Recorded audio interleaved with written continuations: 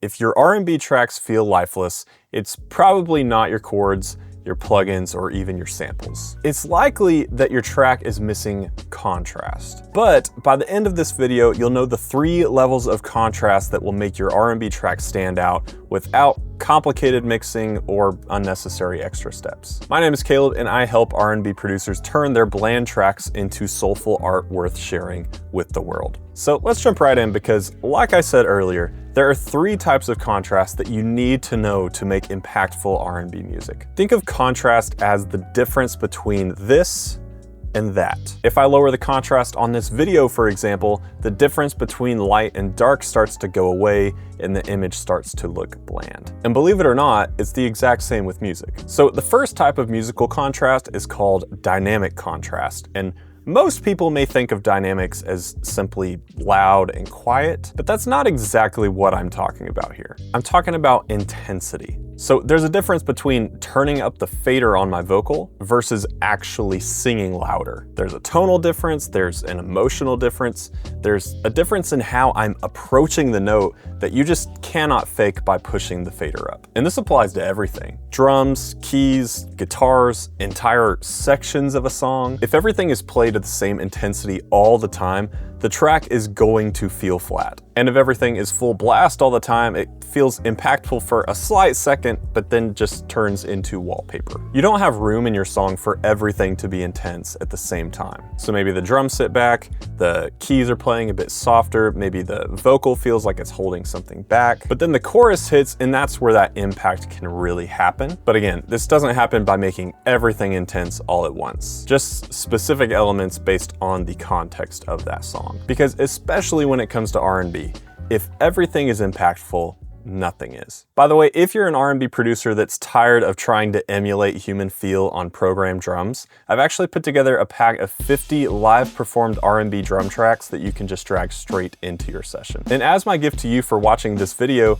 I want to give you a few of those performances completely free so that you can get access to the feel of a session drummer without the constraints that are typically associated with them. So if you're ready to take away the guesswork and add human depth to your tracks, click the link down below and I'll send those over. But now let's talk about spatial contrast. When it comes to creating contrast in your R&B tracks, space is one of the most powerful tools you have. This is what creates depth, lets your tracks breathe, allows multiple elements to exist without getting everything muddy and competing over each other. And I like to think of these in 2 categories. Let's start with dry versus wet. One simple thing I like to do is send all of my instruments to the same reverb bus and just vary how much of each instrument I'm sending. And what I find is that the more I send, the farther away that instrument feels. So instead of everything trying to live right in front of your face, you now have created this perceived distance. Some things feel close, other things feel further away, and it just creates this extra dimension of depth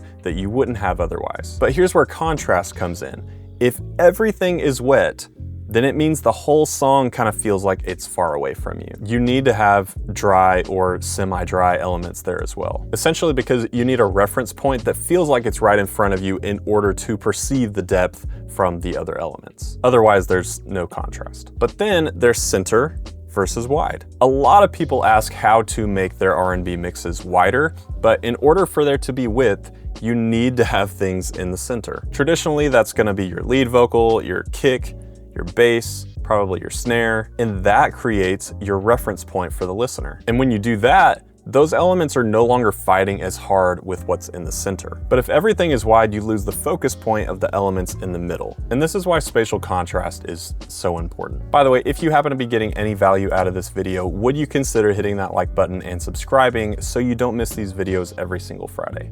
Thank you. But now let's talk about complexity contrast, because lifeless tracks usually aren't underproduced. They're just trying to do way too much at once. Take someone like Yusuf Days. When he's playing drums, he's doing some really complex, expressive stuff, but the other musicians around him are often playing more ambient stuff to support what he's doing. They're holding back and being a part of serving his role. Now flip that and think about someone like Tom Misch. A lot of times the drums on his tracks are a lot more straightforward so that the guitar can do more. Or someone like Daniel Caesar. When he's doing vocal runs or adding more melodic movement, the other instruments aren't just quieter, they're simpler. And that's the big difference here. So in every section of your song, ask yourself this: what is the main element right now? Who is the main character of this song? And is everything else supporting that or competing with it? So if your R&B tracks feel lifeless, here's the fix. You don't need more plugins, you need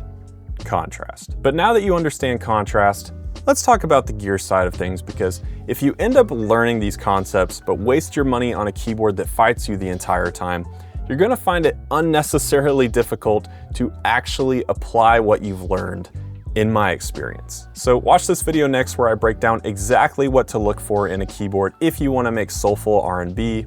And as always, thanks for hanging out, and I hope you have a wonderful day.